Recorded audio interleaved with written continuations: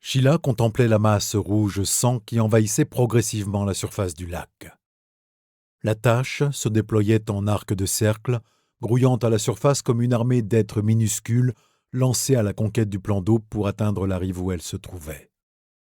La tache était encore loin, mais il lui sembla qu'elle avait gagné du terrain depuis la dernière fois.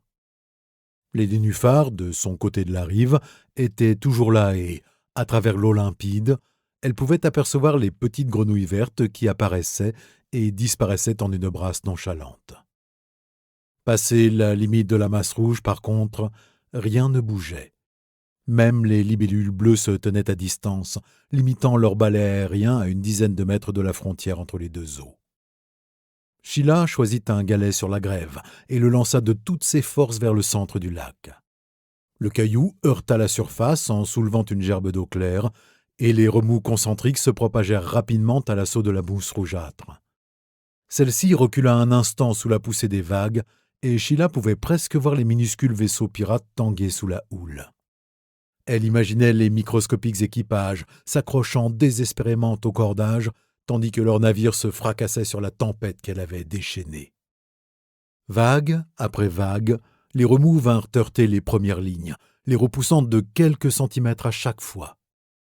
Puis les cercles faiblirent progressivement, jusqu'à n'être plus que de fins rayons, aussi impuissants contre la marée rouge que les reflets de la lune. Sheila resta un long moment à observer la surface de l'eau, jusqu'à ce que l'ombre vienne progressivement l'envahir. L'astre solaire avait atteint la crête des montagnes à l'ouest et disparaissait à vue d'œil. « Il est l'heure de rentrer, mademoiselle Sheila. Ce n'est pas prudent de rester ici. » La jeune fille se tourna vers le nouvel arrivant. Depuis combien de temps était-il là? Max pouvait, selon les circonstances, être aussi silencieux qu'un chat, ou aussi bruyant que si on lui avait attaché une batterie de casseroles. Il était, ce soir, en mode furtif. « J'ai fait reculer la rouille, Max !» Elle crut déceler l'ombre d'un sourire sur son visage. Peut-être. C'était difficile à dire avec lui. Il n'avait pas un jeu d'expression très varié. « La rouille ne recule pas, mademoiselle Sheila. »« Si, je t'assure. Regarde, tu vois bien, non ?» Max suivit la direction de son doigt et resta ainsi une demi-seconde, immobile, avant de se retourner vers elle. « Je suis désolé, mademoiselle Sheila. Elle a progressé de 12 mm et 14 microns depuis la dernière fois. Au rythme actuel, elle aura entièrement recouvert le lac d'ici 2 mois, 13 jours, 8 heures. » Sheila laissa échapper un rugissement et d'un geste brusque envoya une poignée de gravier dans sa direction. Ils rebondirent sur lui avec un bruit de pluie sur des carreaux. Il n'avait même pas essayé de les esquiver. « Tu m'énerves avec tes maudits calculs. Je te dis qu'elle a reculé. » Max resta immobile un moment avant de s'incliner légèrement. « Pardonnez-moi, mademoiselle Sheila. J'ai fait une erreur. La rouille a effectivement reculé. Il faudrait rentrer maintenant. Il est tard. » Son expression n'avait pas changé. Sheila aurait parfois aimé le voir se fâcher ou se mettre en colère, mais elle ne savait même pas si c'était possible. « Pfff, tu n'es pas très drôle, Max. Et t'es une vraie poule mouillée. » Max ne répondit pas. La jeune fille haussa les épaules et se laissa reconduire à la demeure. Derrière eux, la surface du lac était embrasée par les rayons du soleil couchant et, durant un instant, il sembla que toute sa superficie s'était enflammée. « Peuh, ça a l'air dégoûtant !» Sheila contemplait, en faisant la grimace, l'assiette que Max venait de déposer devant elle. « Mademoiselle Sheila peut être rassurée, c'est tout à fait mangeable. » Il se tenait, droit comme un i, à côté de la table, vêtu d'un vieux tablier de cuisine et d'une toque de chef qu'il avait déniché Dieu savait où. Il prétendait que cela était requis pour assumer ce genre de fonction et n'en démordait pas malgré les moqueries de la jeune fille. Celle-ci touillait du bout de sa cuillère un morceau de couleur indéfinie qui flottait dans une épaisse soupe verdâtre. « Tu n'es pas en train d'essayer de m'empoisonner, n'est-ce pas ? » Mademoiselle Sheila sait que c'est tout à fait impossible. Non pas que l'idée ne m'ait pas effleuré. « Quoi ? » ?»« C'est de l'humour, mademoiselle. Mademoiselle Sheila m'a fait remarquer hier que je n'étais pas doué pour cela. J'essaie de m'amender. » « Ce n'est pas drôle du tout. Et ton truc, là, on dirait du vomi. C'est pourtant tout à fait comestible. Peut-être, mais il faudrait d'abord que ça ait l'air appétissant. Tu comprends ce que c'est, appétissant? Ce mot fait partie de mon vocabulaire. Il me semble néanmoins que c'est un aspect négligeable, et parfois même trompeur, des qualités nutritives. Sheila laissa échapper un long râle. « Pitié, épargne-moi tes leçons. Tiens, regarde, je mange. Mais tu pourrais quand même faire un effort. » « Tu as des nouvelles de papa ?»« Aucune nouvelle information, mademoiselle Sheila. Mais je ne peux en tirer aucune conclusion. Il est sans doute hors de portée. Aimeriez-vous réécouter son dernier message ?» La jeune fille ne répondit pas. Cela faisait bientôt 3 semaines qu'il était parti, la laissant seule avec cette andouille. Max n'était pas un mauvais bougre, mais c'était un modèle de base, conçu pour le travail de ferme et le bétail. Pas vraiment adapté aux échanges avec les humains. Il faisait des efforts, pour sûr, mais parfois, quand il la regardait avec cet air particulier, Sheila se demandait s'il n'aurait pas préféré qu'elle fût une vache. « Il avait dit 1 semaine, tout au plus, » bougonna-t-elle. « Je m'ennuie à mourir ici. Et avec ton bras foutu, t'es bon à rien. » Max émit un cliquettement métallique. C'était rare chez les androïdes de sa génération qui avaient été conçus pour se fondre avec la population humaine. Mais le pauvre vieux partait en pièces. Il bougea lentement les doigts de la main droite et des étincelles grésillèrent au niveau de son épaule. « Je suis désolé, mademoiselle. J'ai bien essayé de me réparer, mais il n'y a plus de pièces de rechange. Je peux néanmoins effectuer la plupart des tâches. »« Ouais, ça va. T'es pire qu'une vieille poule. Bon, en tout cas, je ne vais pas rester ici à me morfondre pendant des mois à regarder la rouille tout engloutir. Il doit forcément y avoir des endroits où nous pouvons nous réfugier, n'est-ce pas? Je ne sais pas, en Amazonie ou quelque part. Papa va trouver une solution. »« C'est certain, mademoiselle Sheila. Votre père va trouver un endroit sûr. » « Ce qui est certain, en tout cas, c'est qu'on ne va pas t'emmener, Max. T'es vraiment inutile. » Max ne dit rien. Une chose que les hommes n'avaient jamais réussi à enseigner aux robots, c'était la notion de mortalité, de fin inéluctable qui attend tout être vivant. Certains disaient que c'était ce qui séparerait à jamais les androïdes des humains, la certitude que leur existence prendrait irrémédiablement fin un jour. Même la rouille, semblait-il, n'avait pu changer cela. Max entreprit de débarrasser la table. Son handicap l'obligeait à faire plusieurs allers-retours pour mener la tâche à bien. Lorsqu'il eut fini la vaisselle, il se débarrassa de la toque et du tablier avant de revenir dans le salon. Sheila s'était positionnée devant la baie vitrée et regardait l'horizon. « Je dois m'occuper du potager à présent. Mademoiselle Sheila aurait-elle besoin d'autre chose avant que je me retire ?» La jeune femme lui tournait le dos et ne répondit pas. « Mademoiselle, j'ai entendu Gros Balourd. Regarde, elle est partout. » Max se rapprocha dans un léger cliquettement.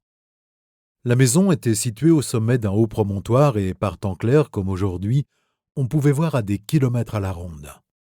À part l'enclos verdoyant qui entourait la maison et le bout du lac qui n'était pas encore atteint, on n'apercevait qu'un tapis ininterrompu de pourpre. « On va l'arrêter, n'est-ce pas, Max ?»« Je ne sais pas, mademoiselle Sheila. La rouille, elle ne vient pas d'ici. Les scientifiques ne comprennent pas comment elle fonctionne. En fait, son vrai nom, c'est Sporula martianica, la spore martienne, une espèce de micro-organisme que la première expédition sur Mars a ramené il y a une dizaine d'années. Une des seules traces de vie jamais trouvées sur la planète. C'étaient des spécimens morts, fossilisés depuis des millions d'années. Personne n'aurait pu imaginer. C'étaient des androïdes, n'est-ce pas, ceux qui l'ont ramené? C'est exact. La structure biologique humaine est mal adaptée au voyage spatial. Mais je vous assure, mademoiselle Sheila, que toutes ces théories concernant une action délibérée de notre part, je n'arrive même pas à concevoir l'idée. Il faudrait pour cela que nous ayons une conscience, des désirs.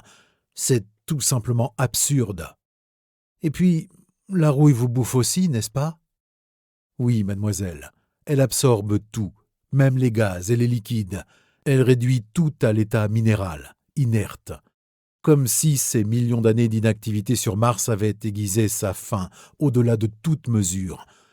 Elle ne s'arrêtera pas tant qu'elle n'aura pas consumé votre planète. »« Arrête! Tu n'as pas le droit de dire ça. Cette planète, c'est aussi la tienne, Max. Papa va trouver une solution. »« Oui, bien sûr. Pardonnez-moi. Parfois, mes circuits ne fonctionnent plus correctement. »« On aurait dû te mettre à la casse il y a longtemps, ouais. Et si on ne peut pas l'arrêter, il y aura toujours une arche pour nous sauver, tu verras. »« Une arche, mademoiselle Sheila ? » ?»« Oui, un de ces immenses vaisseaux qui peuvent voyager.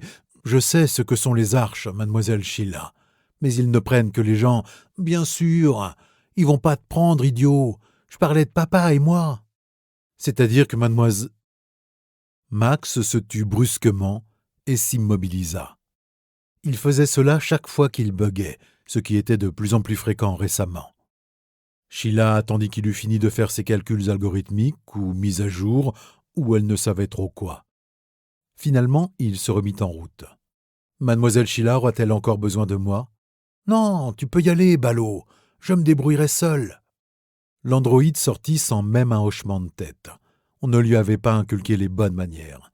C'était normal. Pour s'occuper des chèvres... Sheila fit pivoter son fauteuil et se dirigea dans un doux ronronnement mécanique vers la bibliothèque. Maintenant que papa n'était pas là, pas question de se priver de ses romances préférées qui lui faisaient toujours froncer les sourcils. Comme si le fait d'avoir 2 jambes atrophiées allait l'empêcher de trouver l'amour avec un grand A. Dehors, Max se redressa après avoir planté une jeune pousse. Elle n'aurait pas le temps de porter ses fruits avant que la rouille n'envahisse le jardin, mais c'était ce qu'on lui avait appris à faire. Il arborait, pour l'occasion, un superbe chapeau de paille pour se protéger du soleil. Il n'en avait pas besoin, mais les petits détails comptaient. Un vrombissement lui fit lever la tête. Un éclair de feu s'éleva lentement dans le ciel, traversant l'horizon avant de se perdre dans les nuages. Il n'y avait plus d'émissions d'actualité depuis longtemps, mais les androïdes entretenaient un réseau d'informations entre eux grâce à leur radio intégrée. On disait que c'était le dernier navire à quitter la Terre. Il n'y en aurait pas d'autre. Le père de Sheila n'aurait jamais pu emmener la jeune fille. Les critères de sélection des arches, pour ceux qui n'étaient pas immensément riches, étaient extrêmement sévères, et avoir une enfant atteinte d'atrophie congénitale l'aurait définitivement disqualifiée. Max pouvait comprendre qu'il eût été obligé de faire ce choix. Lui-même ne pouvait expliquer ce qu'il faisait encore là. Il ne pouvait pas faire grand-chose pour elle, mais il n'avait pas été capable de l'abandonner. Peut-être parce qu'elle était, comme lui, une pièce au rebut. La jeune pousse s'agita faiblement. Max crut d'abord qu'il ne l'avait pas enfoncée assez profondément, mais il se rendit compte que ce n'était pas cela. Un léger vent venait de se lever. Le vent. C'était une mauvaise nouvelle. Les spores invisibles se répandraient plus rapidement. Il refit ses calculs en incorporant ce nouveau facteur et laissa tomber son ouvrage pour prendre le chemin menant à la maison. Arrivé sur le perron, il se tourna une dernière fois vers le lac, là où la rouille formait comme une mousse de sang. On racontait que Mars avait autrefois abrité une puissante civilisation, mais quand les premiers explorateurs étaient arrivés, ils n'avaient trouvé qu'un désert de poussière. Une poussière qui avait recouvert toute sa surface et lui avait valu le nom de planète rouge. Il poussa la porte d'entrée et la referma hermétiquement derrière lui. Sheila aurait besoin de lui quand les spores atteindraient ses voies respiratoires et commenceraient leur travail de destruction. Peut-être parviendrait-il à la protéger. Encore un instant. Entretenir les jeunes pousses, même fragiles, et les défendre contre les parasites, c'était un travail qu'il connaissait bien.